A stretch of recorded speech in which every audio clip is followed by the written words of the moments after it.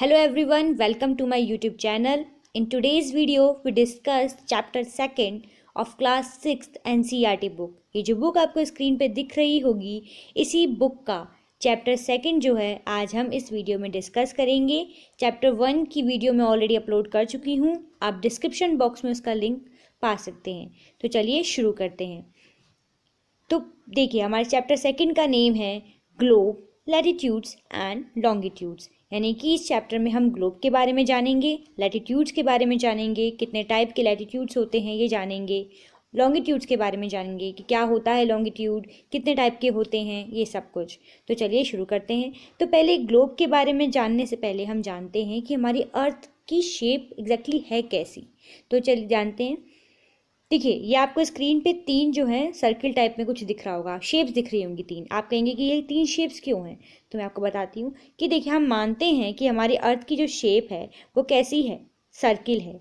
लेकिन नहीं, हमारे अर्थ की शेप सर्किल नहीं है, ना ही हमारे अर्थ की शेप ओवल है, यानी कि एग जैसी भी नहीं है।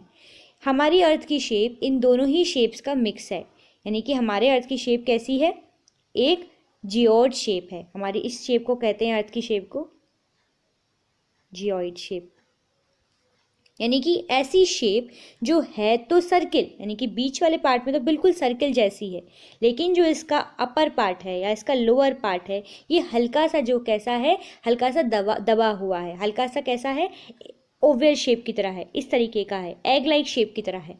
इसीलिए इस शेप को हम जियोइड शेप कहते हैं। तो आई होप कि आपको अर्थ की शेप आप समझ में आ गई होगी। ठीक है, तो अब हम जानते हैं ग्लोब के बारे में। Globe is a true model of the earth, यानी कि जैसी अर्थ है, जैसी अर्थ हमको दिखती है उसका सेम टू सेम मॉडल है, एक मॉडल है, एक छोटा सा मॉडल है किसका, अर्थ का, उसे कहते हैं ग्लोब। यानी कि ऐसा मॉडल अर्थ का जो बिल्कुल अर्थ को प्रतीत करता है, जिसको देखकर हमको लगेगा कि यही ऐसी ही अर्थ है हमारी। और ग्लोब की खासियत ये है कि ग्लोब में जो कॉन्टिनेंट्स, जो चीज़ें, जो ओशंस हैं, ये सब जो मार्क करे गए हैं वो लगभग ऐसे ही मार्क करे गए हैं जैसे अर्थ में हैं एग्जैक्टली। ठीक है, ग्लोब्स अलग अलग साइज़ के हो सकते हैं, कुछ ग्लोब्स छोटे हो सकते हैं, कुछ ग्लोब्स बहुत बड़े हो सकते हैं। ठीक है, ग्लोब्स भी अर्थ की तरह ही होते हैं दिखने में, बिल्कुल एकदम। ये ग्लोब आपको दिख रहा होगा, आप इसको देख के समझ सकते हैं कि अर्थ की तरह ही है ये। और जैसे ग्लोब्स में उसके सदर्न पार्ट पर और उसके नॉर्थन पार्ट पर, नदर्न पार्ट पर ये जो रिंग सी है जो अटैच कर रही है ग्लोब को, इसी तरीके से हमारी अर्थ के साथ भी ऐसा ही है। हमारी अर्थ भी इस ग्लोब की तरह ही हल्की सी बैंड है, किस तरफ, सन की तरफ। ठीक है, ये देखिए, इसमें आपको समझाती हूँ इस फिगर से। ये देखिए, अब इस फिगर को देख के आप समझ सकते हैं कैसी हमारी अर्थ जो है बैंड है। मैं आपको समझाने की क्या कोशिश कर रही हूँ। तो देखिए, मान लीजिए ये हमारी अर्थ है, अब इसका फेस इस साइड है, या फिर मान लीजिए ये नॉर्थ पोल है, ये साउथ पोल है। अब ये अर्थ का जो फेस है ये इस तरफ ही रहेगा और ये अपनी जगह पर रोटेट करती रहेगी।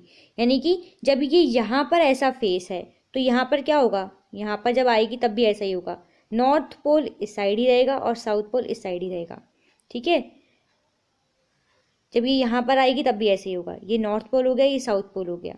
ठीक है, तो इसका फेस जो है एक तरफ ही रहता है और ये हल्की सी बैंड है किसकी तरफ, अपनी एक्सिस पर हल्की सी ये बैंड है, और ये इसी तरीके से इसी बैंड फॉर्म में अपनी जगह पर रोटेट करती रहती है और आगे बढ़ती रहती है। अर्थ जो है किसको रिवॉल्व करती है, सन को रिवॉल्व करती है। ठीक है, जिस तरीके से यहाँ पर दो जो है, एक नॉर्थ पोल बन रहा है, एक साउथ पोल बन रहा है, उसी तरीके से यहाँ पर हमारे अर्थ में क्या है, ये नॉर्थ और साउथ पोल है।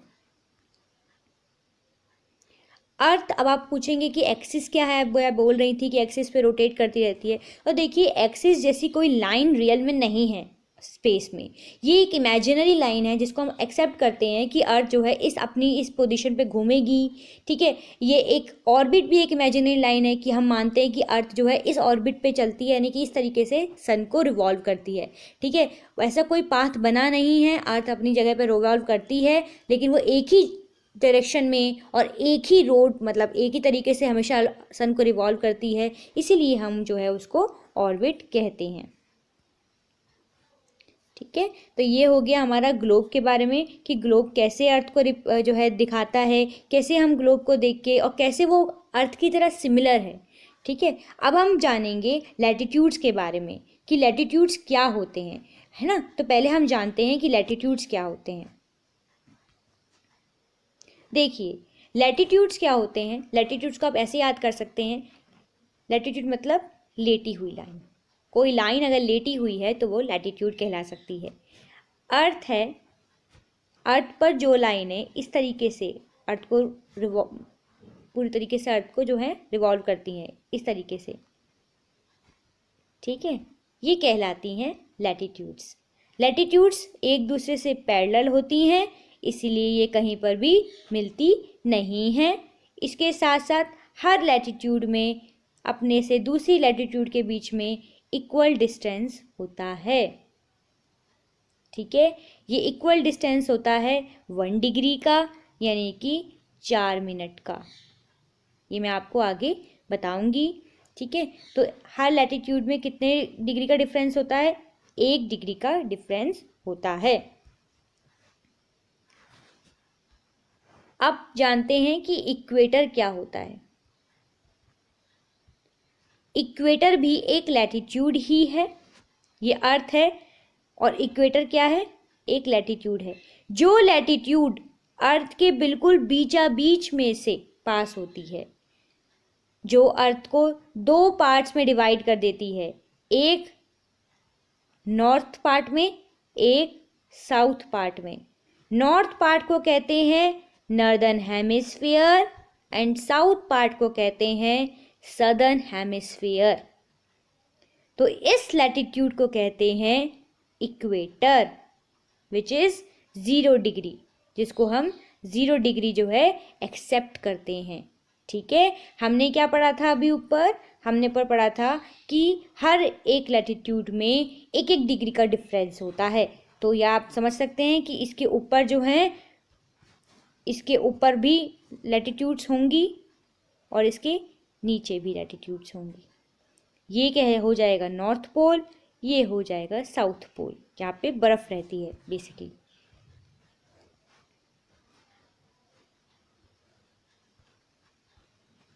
तो देखिए, another imaginary line running on the globe divides into 2 equal parts। यानी कि कैसी इमेजिनरी लाइन जो हमने ग्लोब पे बेसिकली डिज़ाइन करी है, और ग्लोब मानते हैं कि वो अर्थ को रिजेंबल करता है, इसलिए मैंने पहले अर्थ बोला कि अर्थ को जो 2 पार्ट्स में डिवाइड करती है, यानी ग्लोब को जो इमेजिनरी लाइन 2 पार्ट्स में डिवाइड करती है, एक नॉर्दर्न हेमिस्फीयर में, एक सदर्न हेमिस्फीयर में, तो उसको हम कहते हैं इक्वेटर। ठीक है, ये दोनों ही हेमिस्फीयर एक दूसरे से बिल्कुल इक्वल होते हैं साइज़ में। ठीक है, यहाँ पे कोई भी तरह का जो है कम ज़्यादा नहीं है, बिल्कुल इक्वली ये बीच में अर्थ के जो है हम इमेजिन करते हैं कि ये बिल्कुल बीच में से अर्थ को जो है डिवाइड कर रही है। ठीक है, ये एक सर्कुलर लाइन है क्योंकि अर्थ का जो मिडल पार्ट है वो बिल्कुल सर्कुलर है। ठीक है, ऑल पैरेलल लाइंस होती हैं, इसीलिए हम इसे पैरेलल ऑफ लैटिट्यूड्स कहते हैं। मैंने अभी समझाया था आपको कि कैसे लैटिट्यूड जो होती हैं वो सब एक दूसरे से पैरेलल होती हैं, और इसीलिए हम इनको पैरेलल ऑफ लैटिट्यूड्स भी कहते हैं। इक्वेटर जो है वो 0 डिग्री लैटिट्यूड होता है, ये मैं आपको सब अभी पहले वाली स्लाइड्स में बता चुकी हूँ। अब देखिए कि कोई मान लीजिए कोई चीज़ जो है वो नॉर्दर्न हेमिस्फीयर में पड़ रही है और कोई चीज़ जो है वो सदर्न हेमिस्फीयर में पड़ रहा है, यानी कोई डिग्री जो है वो नॉर्थ हेमिस्फीयर में है, कोई डिग्री साउथ हेमिस्फीयर में है। तो उसके आगे आप कैसे पता लगाएंगे कि ये नॉर्थ में या साउथ में है? मान लीजिए लिखा आ गया 20 डिग्री, तो आप कैसे कहेंगे कि 20 डिग्री नॉर्थ में या साउथ में है? तो इसीलिए इस कन्फ्यूजन से बचने के लिए क्या किया गया है कि अगर नॉर्थ 20 डिग्री एन लिखा हुआ है तो इसका मतलब है कि वो लैटिट्यूड नॉर्थ हेमिस्फीयर में पड़ रहा है, वो नॉर्दर्न हेमिस्फीयर में पड़ रहा है, वो इक्वेटर के नॉर्दर्न पार्ट में पड़ रहा है। ठीक है, और अगर उसी के आगे लिखा हुआ है साउथ, तो वो कहाँ पड़ रहा है? सदर्न हेमिस्फीयर में पड़ रहा है, यानी कि इक्वेटर के नीचे वाले पार्ट में पड़ रहा है। ठीक है, अर्थ के सदर्न हेमिस्फीयर में पड़ रहा है, सदर्न पार्ट में पड़ रहा है। ठीक है, तो ये हो गया, हमने समझ लिया कि लैटिट्यूड्स होते क्या हैं। अब हम समझते हैं कि इम्पॉर्टेंट लैटिट्यूड्स कौन कौन सी हैं। ठीक है, कौन कौन सी लैटिट्यूड। तो चलिए अब पढ़ते हैं इम्पॉर्टेंट लैटिट्यूड्स के बारे में। देखिए इम्पॉर्टेंट लैटिट्यूड्स में हमने ये तो जान लिया कि एक इक्वेटर जो है एक इम्पॉर्टेंट लैटिट्यूड्स है। तो अब बाकी कौन कौन सी लैटिट्यूड हैं जो इम्पॉर्टेंट हैं। तो देखिए मैंने आपको पहले बताया था कि एक सेकेंड, मैंने आपको पहले बताया था कि जो हमारी अर्थ है, कि हमारी जो अर्थ है, ये अर्थ जो है इस पे कुछ इमेजिनरी लाइन हम इमेजिन करते हैं कि वो अर्थ को जो है काट रही है, यानी कि वो अर्थ जो है अर्थ के चारों ओर फैली हुई हैं, और इन्हीं लाइंस के बेसिस पे बहुत सारे वर्क जो हैं वो किए जाते हैं। तो जो लैटिट्यूड अर्थ को बिल्कुल बीचा बीच में से एकदम बराबर में से अर्थ के जो है कट करता है, क्रॉस करता है, उसको हम कहते हैं 0 डिग्री, और 0 डिग्री के लैटिट्यूड को हम कहते हैं इक्वेटर। ठीक है, अब हम बाकी लैटिट्यूड्स के बारे में पढ़ते हैं। तो देखिए मैंने आपको पहले वाली स्लाइड्स में बताया था कि हर 1 डिग्री के डिफरेंस पर एक लैटिट्यूड जो है वो पाई जाती है।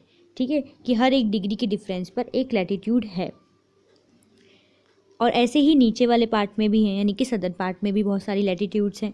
तो अब इनका नाम रखा गया है। ठीक है, कुछ इंपॉर्टेंट लैटिट्यूड्स हैं जिनके बारे में आपको मैं इस स्लाइड में बताऊंगी। हमेशा एक बात आपको ध्यान रखनी है, वो ये है कि लैटिट्यूड जो होती हैं वो वेस्ट से ईस्ट की तरफ मूव करती हैं। ठीक है, जैसे अगर डायरेक्शन में देखा जाए तो ये नॉर्थ है, ये साउथ है, ये ईस्ट है, ये वेस्ट है। तो लैटिट्यूड जो है वो किस तरफ मूव कर रही हैं, वेस्ट से ईस्ट की तरफ मूव कर रही हैं। जो भी लाइंस आपको कभी भी ग्लोब पे दिखें या फिर मैप पे दिखें, या फिर आपको जो है ग्लोब और मैप पे दिखेंगे ऑब्वियसली, क्योंकि अर्थ पर तो है ही नहीं ऐसी लाइंस, ये इमेजिनरी लाइंस हैं। तो जो भी लाइन आपको वेस्ट से ईस्ट की तरफ जाती दिखे तो उसे हम कहेंगे लैटिट्यूड। अब इम्पॉर्टेंट लैटिट्यूड्स के बारे में जान लेते हैं।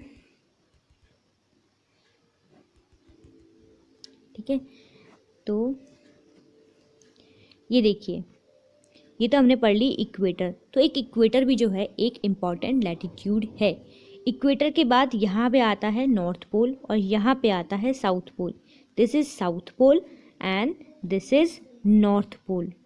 अब नॉर्थ पोल साउथ पोल के बीचा बीच है इक्वेटर। तो इक्वेटर और नॉर्थ पोल के बीच में, इक्वेटर और नॉर्थ पोल के बीच में कुछ इम्पॉर्टेंट लैटिट्यूड्स आती हैं। जैसे एक आती है ट्रॉपिक ऑफ कैंसर। कौन सी आती है, tropic of Cancer. Tropic of Cancer. ठीक है, ये किसके बीच में है, इक्वेटर एंड नॉर्थ पोल के बीच में है। फिर इक्वेटर एंड साउथ पोल के बीच में जो इम्पॉर्टेंट लैटिट्यूड आती है वो आती है ट्रॉपिक ऑफ कैप्रिकॉर्न। ठीक है, tropic of Capricorn and tropic of Cancer, ये दोनों ही एक ही डिग्री लैटिट्यूड पे लाई करते हैं। ये लाई करता है, ट्रॉपिक ऑफ कैंसर लाई करता है 23rd डिग्री हाफ नॉर्थ पर। ओ सॉरी फॉर दिस।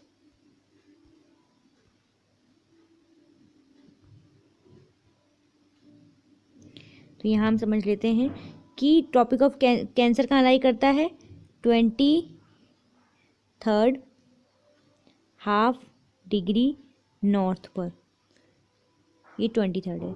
और ट्रॉपिक ऑफ कैप्रिकॉर्न कहाँ लाई करता है, 23rd हाफ डिग्री साउथ।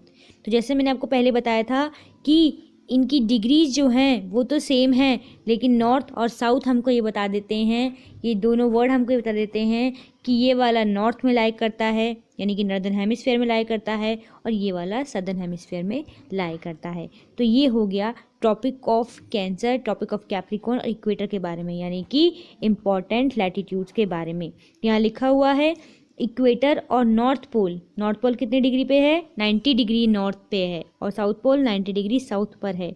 इनके बीच में आती हैं tropic of Cancer, tropic of Capricorn, और दो जो इम्पॉर्टेंट लैटिट्यूड्स और भी हैं वो हैं Arctic circle and Antarctic circle. तो इस पिक्चर में हम और अच्छे समझ सकते हैं कि देखिए ये हो गया नॉर्थ पोल, ये हो गया साउथ पोल। ठीक है, तो नॉर्थ पोल और साउथ पोल जो बता रहा है जो एरिया, ये सर्किल कौन सा कहलाता है? एंटार्क्टिक सर्किल, यहाँ लिखा हुआ है देखिए। और ये वाला सर्किल कहलाता है आर्कटिक सर्किल। ठीक है, इसके साथ साथ ये हो गई हमारी इक्वेटर।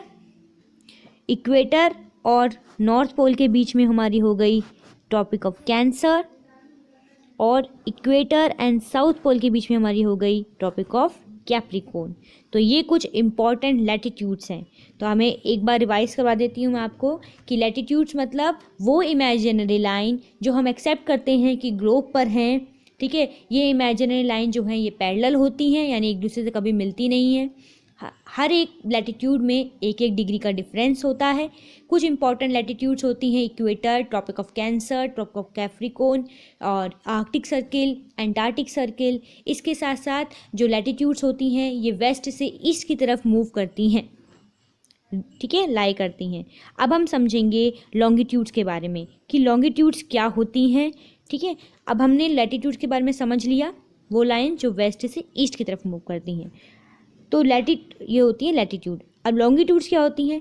लॉन्गिट्यूड्स मतलब ये अर्थ है और अर्थ पर जो लाइन नॉर्थ से साउथ की तरफ मूव करेंगी इस तरीके से,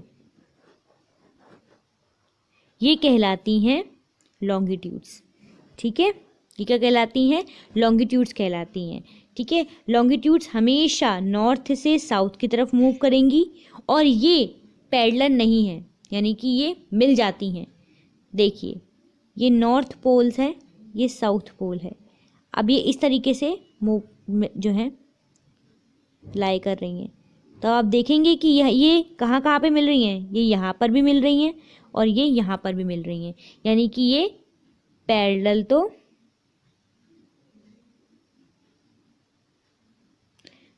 तो नहीं है।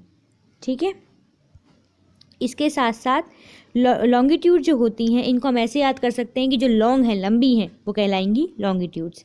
ठीक है, तो longitude is line of preference running from the north pole to the south pole. ऐसी लाइंस जो कि नॉर्थ पोल से साउथ पोल की तरफ रन कर रही हैं, मूव कर रही हैं।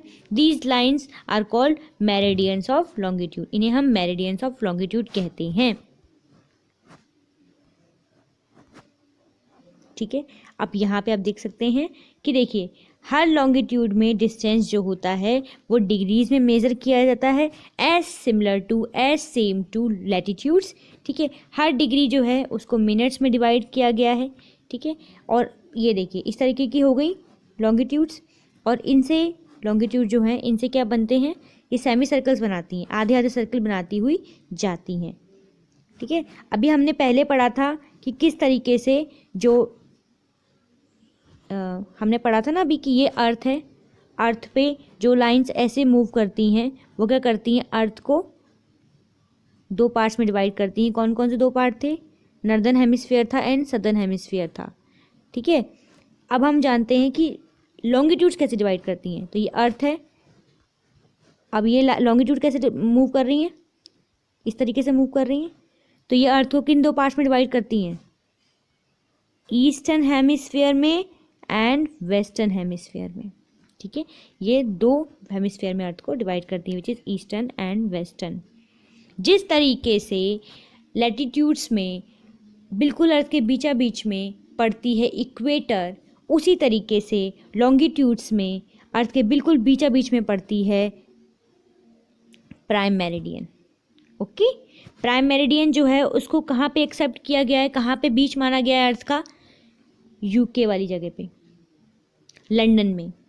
ठीक है, जो लॉन्गिट्यूड लंदन के ऊपर से होकर गुजरती है उसको हम कहते हैं प्राइम मेरिडियन। ठीक है, उसे कहते हैं हम prime meridian. Okay, prime meridian से जो वेस्ट वाला पार्ट है वो कहलाता है वेस्टर्न हेमिस्फीयर। ठीक है, प्राइम मेरिडियन से जो वेस्टर्न वाला पार्ट है वो कहलाता है वेस्ट हेमिस्फीयर, और जो ईस्टर्न वाला पार्ट है वो कहलाता है ईस्ट हेमिस्फीयर।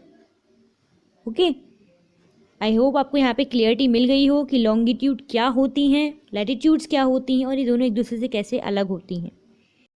तो चलिए एक बार मैं आपको फिर से बता देती हूँ कि लैटिट्यूड्स क्या हैं और लॉन्गिट्यूड्स क्या हैं।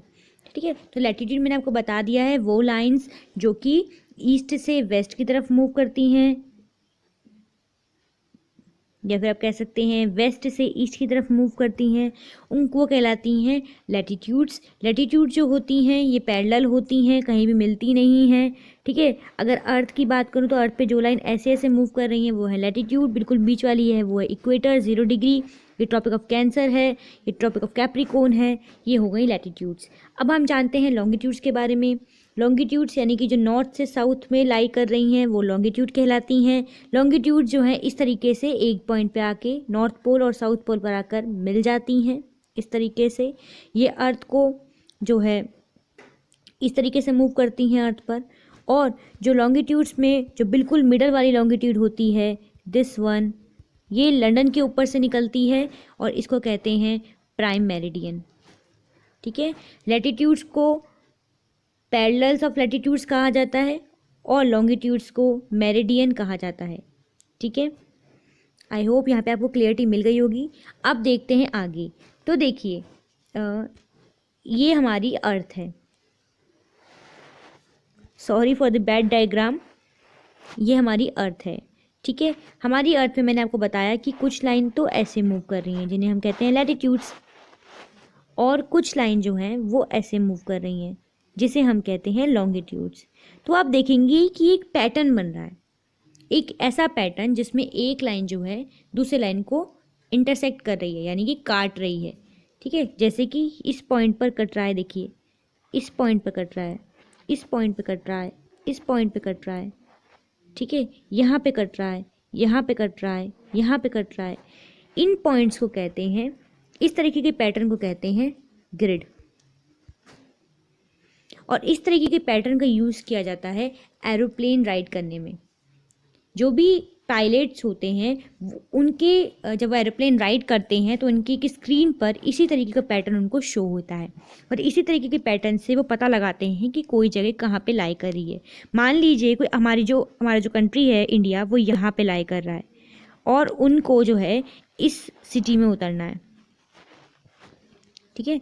मान लीजिए कि उनको इस सिटी में जो है लैंड करना है, तो वो कैसे पता लगाएंगे? वो पता लगाएंगे कि भाई इस वाली लैटिट्यूड और इस वाली लॉन्गिट्यूड के पास में एक सिटी पड़ रही है, वहाँ पे हमको लैंड करना है, ठीक है। तो इस तरीके से लैटिट्यूड और लॉन्गिट्यूड का जो है बेसिकली यूज़ किया जाता है एरोप्लेन्स में, ठीक है। स्पेस में जब स्पेस से रिलेटेड कोई वर्क होता है, या फिर सैटेलाइट्स के द्वारा,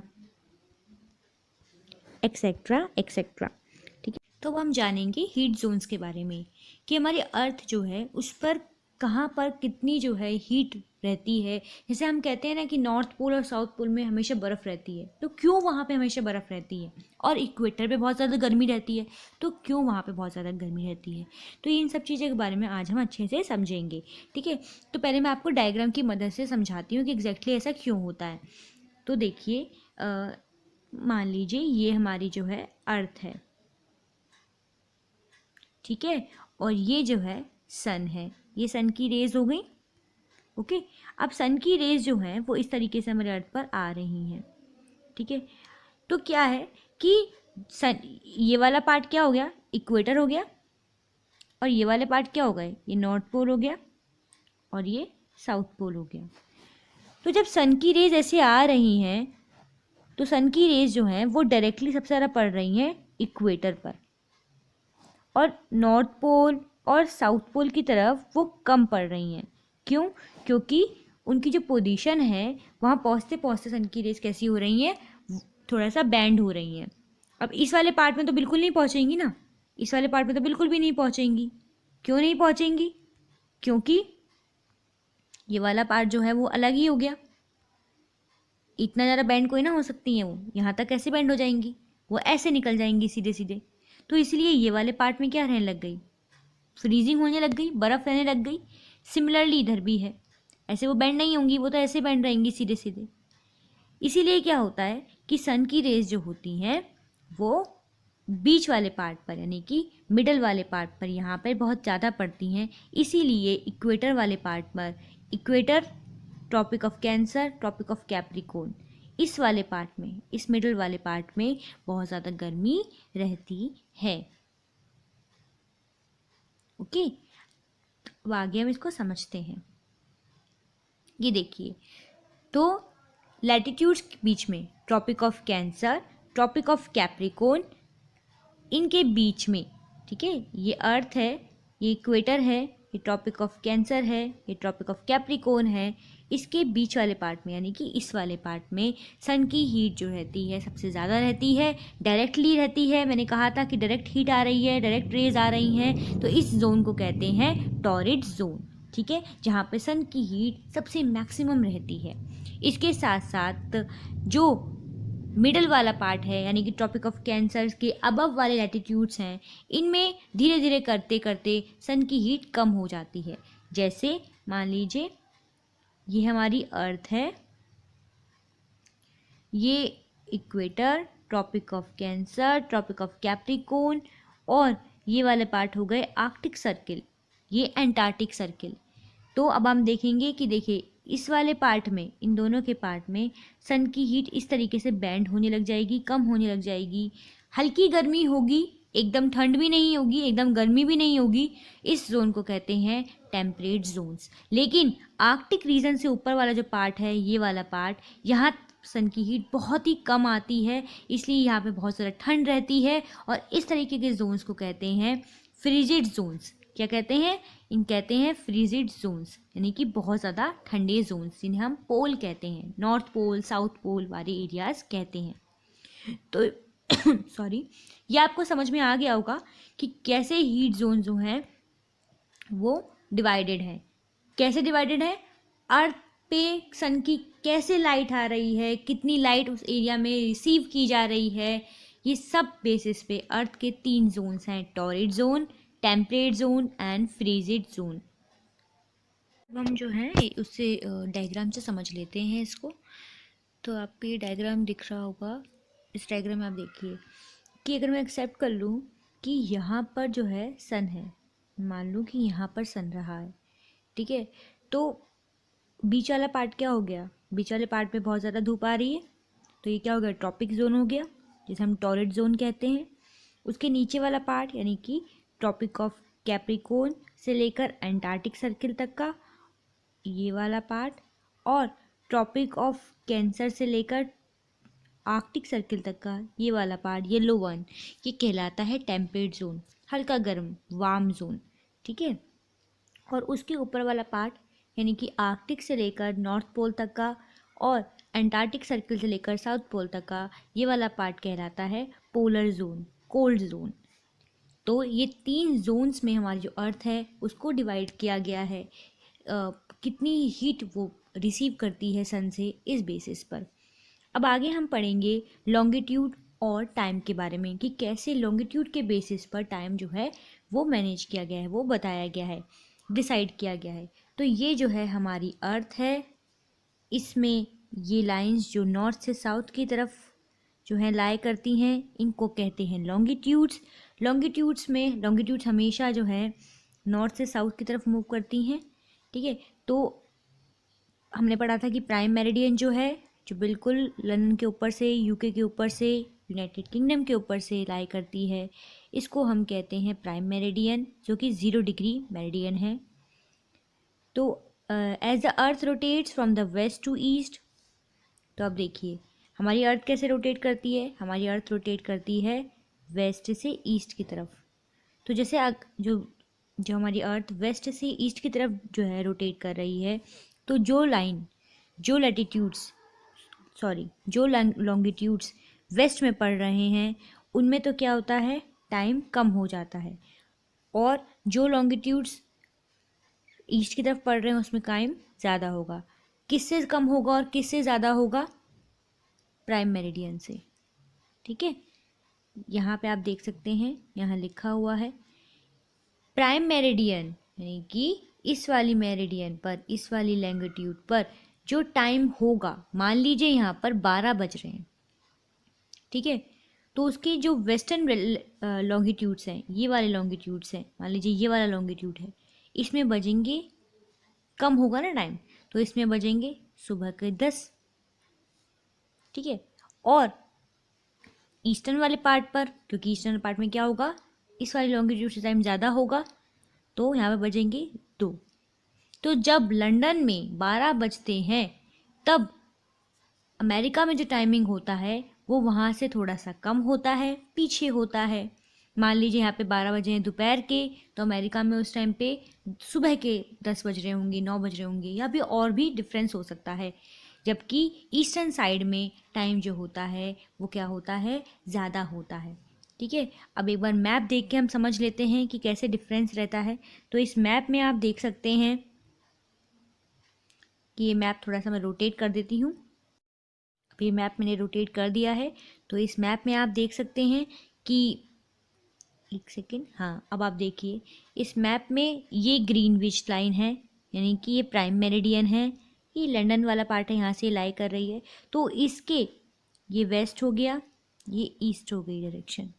तो इसके जो ईस्टर्न वाली डायरेक्शन है, इसमें जो सिटीज़ हैं, जो कंट्रीज़ हैं, जो कॉन्टिनेंट्स हैं, उनमें टाइम कितना रहेगा, इस ग्रीनविच से ज़्यादा रहेगा। यानी कि जो भी टाइम इस ग्रीनविच लाइन पर होगा इससे ज़्यादा रहेगा। और जो वेस्टर्न पार्ट है इसमें टाइम कैसा रहेगा, कम रहेगा। जो भी टाइम ग्रीनविच लाइन पर होगा इससे यहाँ पे टाइम जो होगा वो कम होगा। ठीक है, कितना कम होगा, तो देखिए 7 घंटे हो सकता है, 8 घंटे हो सकता है। तो जैसे यहाँ पे एक टेबल बनी हुई है, मैं आपको यहाँ पे समझा देती हूँ टेबल दिखा के। ये देखिए, ये आपको सबसे ऊपर ऊपर दिख रही होगी टेबल, ये वाली। ये देखिए ये स्केल बना हुआ है, इसमें देखते हैं। तो अगर मैं इसको 0 मान रही हूँ तो यहाँ पे क्या होगा, इस वाले लैटिट्यूड पे, सॉरी लॉन्गिट्यूड पे -1। यानी कि कोई भी कंट्री अगर यहाँ पे लाई कर रही है तो उसमें और यहाँ वाली कंट्री में 1 घंटे का फ़र्क होगा। यहाँ पे मान लीजिए 11 बज रहे हैं तो यहाँ पे सुबह के 10 बजेंगे। अब यहाँ पे लिखा है -6, यानी कि यहाँ पर जो भी कंट्री है, सिटी है, जो भी जगह है, उसका टाइमिंग यहाँ वाले टाइमिंग से 6 घंटे पीछे होगा। तो यहाँ पे मान लीजिए 4 बज रहे हैं सुबह के, तो यहाँ पे कितने बज रहे होंगे, रात के 11 बज रहे होंगे या रात के 10 बज रहे होंगे। ठीक है, इसी तरीके से जो भी चीज़ें, जो भी लॉन्गिट्यूड्स इस साइड में बढ़ रहे हैं उनमें टाइम प्लस होगा। जैसे मान लीजिए यहाँ +2 लिखा है, तो कोई कंट्री मान लीजिए यहाँ पर है, ठीक है, या फिर इस वाले लैटिट्यूड पर है, +4 वाले लैटिट्यूड पर है, तो यहाँ पे 12 बज रहे हैं दोपहर के, तो यहाँ पर कितने बजेंगे, 4 बजेंगे शाम के। इसी तरीके से हमारे इंडिया में भी होता है। जब भी यहाँ पर इस वाले लॉन्गिट्यूड, ये क्या है, ग्रीनविच लाइन है, जब भी यहाँ पर मान लीजिए दोपहर के 12 बजते हैं तो हमारी कंट्री में 5.5 घंटे का फ़र्क होता है। यानी कि यहाँ पे अगर 12 बजे हैं दोपहर के, तो हमारे कंट्री में, हमारे इंडिया में बजेंगे शाम के 5:30। और अगर मैं बात करूँ अमेरिका की, तो मान लीजिए कोई व्यक्ति यहाँ पे रह रहा है और उसको इंडिया में फ़ोन करना है, तो उसको कितने घंटे का जो है डिफरेंस हो जाएगा उनके बीच में। तो देखिए यहाँ से यहाँ तक कितने घंटे का डिफरेंस है, 5.5 घंटे का है। और यहाँ से यहाँ तक कितने घंटे का डिफरेंस है, 5 घंटे का है। तो अगर यहाँ पे 12 बज रहे हैं तो इससे 12 बजे तक पीछे करो 5 घंटे, कितने बज गए, यहाँ पे 7 बज गए। और यहाँ पे कितने टाइम ज़्यादा हो गया, 5:30 बज गए। यानी कि दोपहर में 12 बजे यहाँ पे बजे शाम के 5:30। तो अगर किसी इंडिया वाले ने किसी अमेरिका में रहने वाले व्यक्ति को, जो यहाँ रह रहा है, उसको कॉल किया तो उसके पास सुबह के 7 बजेंगे। ओके, आई होप आपको थोड़ी क्लैरिटी आ गई हो। ये थोड़ा सा जो है मिक्सअप हो गया सब लाइन्स वजह से। तो आप जो है इसको इस तरीके से समझ सकते हैं कि ये ग्रीनविच लाइन एक सेंटर पॉइंट है। इससे जब भी हम वेस्ट की तरफ मूव करते हैं तो हर डिग्री पर जो टाइमिंग है 1 घंटे कम होता जाता है। और अगर हम ईस्ट की तरफ मूव करते हैं तो हर डिग्री के साथ साथ टाइम जो है 1 घंटे बढ़ता जाता है। इसी तरीके से हमारे इंडिया की अगर मैं बात करूं तो इंडिया में आप देखेंगे कि यहाँ पर भी पूरे इंडिया को कवर करने में लगभग 3 लॉन्गिट्यूड जो हैं वो क्रॉस हो रही हैं। एक तो ये हो गई, दूसरी ये हो गई, तीसरी ये हो गई। तो 3 लॉन्गिट्यूड जो हैं वो लगभग इंडिया को कवर कर रही हैं। तो मैं ये कह सकती हूँ कि यहाँ पे जो टाइमिंग होगा वो अलग होगा और यहाँ पे जो टाइमिंग होगा वो अलग होगा, क्योंकि इनके दोनों के बीच में एक लॉन्गिट्यूड का डिफरेंस है। और हमने पढ़ा है जब हम ईस्ट की तरफ मूव करते हैं तो हर एक लॉन्गिट्यूड के बाद में 1 घंटे का टाइमिंग जो है बढ़ता जाता है। यानी कि अगर यहाँ पे 5 बज रहे हैं तो यहाँ पर +1 +1 यानी कि 7 बजेंगे। ठीक है, क्योंकि 1 घंटा बढ़ जाएगा ना, 1 घंटा तो यहाँ पे बढ़ गया, 1 घंटा यहाँ बढ़ गया, तो 7 बजेंगे।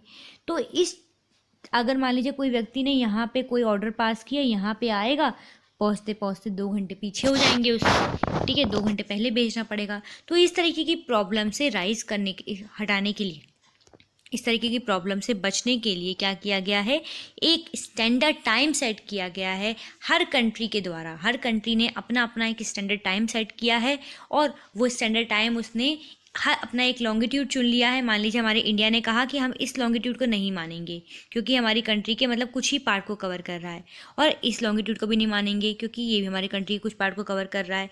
हम क्या करेंगे, इस वाले लॉन्गिट्यूड को मानेंगे। क्यों? क्योंकि हमारी कंट्री को बिल्कुल बीचा बीच में से जो है मतलब लाई कर रहा है, हमारी कंट्री को बिल्कुल बीचा बीच में से इंटरसेक्ट कर रहा है। तो इसीलिए हमने इस वाले लॉन्गिट्यूड को जो है एक्सेप्ट कर लिया। इसी तरीके से हर कंट्री ने अपना अपना एक लॉन्गिट्यूड एक्सेप्ट कर लिया है। उसी के उस लॉन्गिट्यूड पे जो टाइमिंग होता है उसी को पूरी कंट्री का टाइमिंग माना जाता है। यानी कि चाहे यहाँ पर सुबह के 7 बजे, चाहे यहाँ पर सुबह के 5 बजे, कोई मतलब नहीं है। जो टाइमिंग लॉन्गिट्यूड इसमें शो होगा, मान लीजिए इसमें 8 बज रहे हैं तो पूरी कंट्री में 8 बजेंगे। ठीक है, ऐसा नहीं होगा कि अलग अलग टाइमिंग रहे। और इसी टाइमिंग को जो हम लोगों ने सेट कर लिया है, जो हम लोगों ने एक्सेप्ट कर लिया है, जिस लॉन्गिट्यूड को मान के हमने एक्सेप्ट कर लिया है, इसी टाइमिंग को कहा जाता है कंट्री का स्टैंडर्ड टाइम। ठीक है, तो जो लॉन्गिट्यूड हमने एक्सेप्ट किया, मैंने कहा था ना 3 लॉन्गिट्यूड अर्थ को हमारे इंडिया को कवर कर रहे हैं। तो एक कर रहा है 68 डिग्री ईस्ट का, एक कर रहा है 97 डिग्री ईस्ट का। लेकिन हम इन दोनों को ही एक्सेप्ट नहीं करते हैं। हम एक्सेप्ट करते हैं किसको, 82.5 डिग्री ईस्ट वाले को। तो अगर क्वेश्चन कभी भी आए कि किस स्टैंडर्ड टाइम को हम एक्सेप्ट करते हैं इंडिया का स्टैंडर्ड टाइम, तो हम लिखेंगे आंसर 82.5 डिग्री ईस्ट। ये ई लिखना आपको बहुत मस्ट है, क्योंकि अगर इसको आप वेस्ट मान लेंगे तो हम लोग अमेरिकन वाले कॉन्टिनेंट में पहुंच जाएंगे। ठीक है, और इसी को कहा जाता है इंडियन स्टैंडर्ड टाइम, जो पूरी कंट्री में एक ही जैसा टाइम एक्सेप्ट किया जाता है। चाहे अरुणाचल प्रदेश में 7 बजें या फिर गुजरात में 6 बजें, लेकिन अगर इस स्टैंडर्ड टाइम के अकॉर्डिंग 8 बज रहे हैं कंट्री में, तो पूरी कंट्री में 8 ही माने जाएंगे। ओके, आप आई होप आपको क्लियरिटी हो गई हो कि किस तरीके से जो है अर्थ को टेम्परेट जोन्स में डिवाइड किया गया है, किस तरीके से जो हमारा टाइम जो है लॉन्गिट्यूड के बेस पे डिवाइड होता है, लॉन्गिट्यूड के बेस पे एक्सेप्ट किया जाता है। तो इस चैप्टर में हमने क्या क्या पढ़ा, इस चैप्टर में हमने पढ़ा लैटिट्यूड्स के बारे में, ग्लोब के बारे में, लॉन्गिट्यूड्स के बारे में, एंड किस तरीके से लॉन्गिट्यूड के बेसिस पे टाइम डिसाइड किया जाता है, कैसे हमारे अर्थ में जितनी सन की जो है एनर्जी रिसीव की जाती है उस बेसिस पे किस तरीके से 3 जोन्स डिवाइडेड हैं, torrid zone, temperate zone and frigid zone. ठीक है, तो ये होल चैप्टर था। आई होप आपको समझ में आ गया हो। अगर आपको ये चैप्टर अच्छा लगा हो या आपको बाकी मेरे सारे वीडियोस अच्छे लगते हैं तो प्लीज़ मेरे वीडियोस को लाइक करा करें और शेयर करा करें और मेरे चैनल को सब्सक्राइब करें। ऐसे ही और बहुत सारे वीडियोस मैं आपके लिए लेके आऊँगी, बहुत सारे चैप्टर्स, बहुत सारी बुक्स मैं कवर करना चाहती हूँ, आप लोग के साथ शेयर करना चाहती हूँ, डिस्कस करना चाहती हूँ। ठीक है, और प्लीज़ बेल आइकन को ज़रूर दबाएं, क्योंकि उसी से आपको नोटिफिकेशंस मिलती रहेंगी। प्लीज़ मेरी वीडियो को लाइक करें। Thank you.